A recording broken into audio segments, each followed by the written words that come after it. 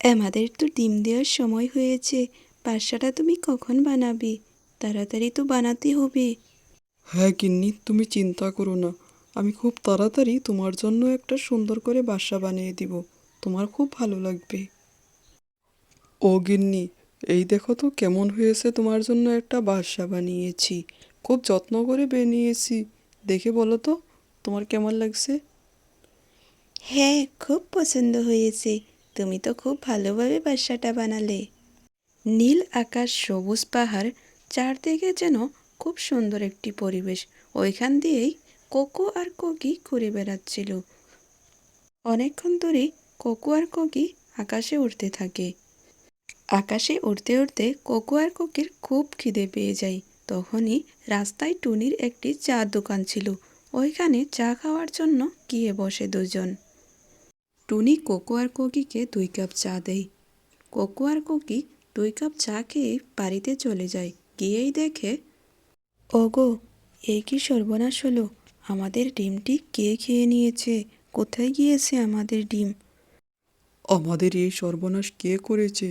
আমি ওকে ছাড়বো না। আমাদের বাচ্চাকে যে খেয়েছে ওকে আমরা মেরে ফেলবো। কোকো আর কোকি খুব কষ্ট পায়। ওগোর ডিমগুলো কে যেন নিয়ে যায়। কিছুদিন পর কোকি আবার ডিম দেয়। এই ডিমগুলো দেখে আবার ওরা খুব খুশি। ডিমগুলো রেখে ওরা বাইরে খাবার জন্য যায়।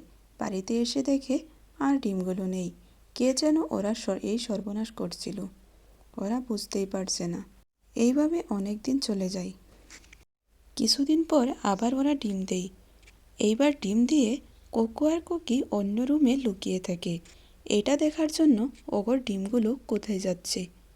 কোকো আর কোকি এইবার ডিম দিয়ে ঘরে লুকিয়ে লুকিয়ে দেখতে থাকে অগর ডিম কে খায়। তখনই দেখে একটি ভয়ানক অদ্ভুত প্রাণী এসে অগর ডিমগুলোকে মুহূর্তে খেয়ে শেষ করে দিচ্ছিল। কোকো আর কোকি এইবার বুদ্ধি বের করে একে শেষ করার জন্য। তার জন্য ওরা একটা বুদ্ধি করে। কোকো আর কোকি আবার ডিম দিয়ে ওর দরজার মুখে একটি অদ্ভুত জিনিস লাগিয়ে রাখে। আবার যখন ওই অদ্ভুত প্রাণীটি ওর ডিম খাওয়ার জন্য আসে, তখনই ওটা ওর গায়ে লেগে যায়। তখনই ওইখান থেকে ও দৌড়ে পালায়। আর তারপর থেকে কখনো এখানে আসে না। কোকি আবারও ডিম দেয়। এবারও ওর দুটো ডিম। এবার ওর ডিম দুটোকে বাড়িতে রেখে খাওয়ার জন্য বাইরে যায়। বাড়িতে এসে দেখে ওইখানে আরেকটি ডিম। ওরা বুঝতেই পারছিল না যে ওই ডিমটি কার। কিন্তু কোকি ওই ডিমটিকে না ফেলিয়ে ওর পাশেই রেখে দেয়। কতদিন পরে ওই ডিম থেকে বাচ্চা বের হয়। 3টি বাচ্চা বের হয়। 2টি বাচ্চা ওগর ছিল, আরেকটি ওগর থেকে আলাদা ছিল। কিন্তু কোকির মনটি খুব ভালো ছিল। কোকি বাচ্চাটিকে না ফেলিয়ে নিজের পাশেই রেখে দেয়।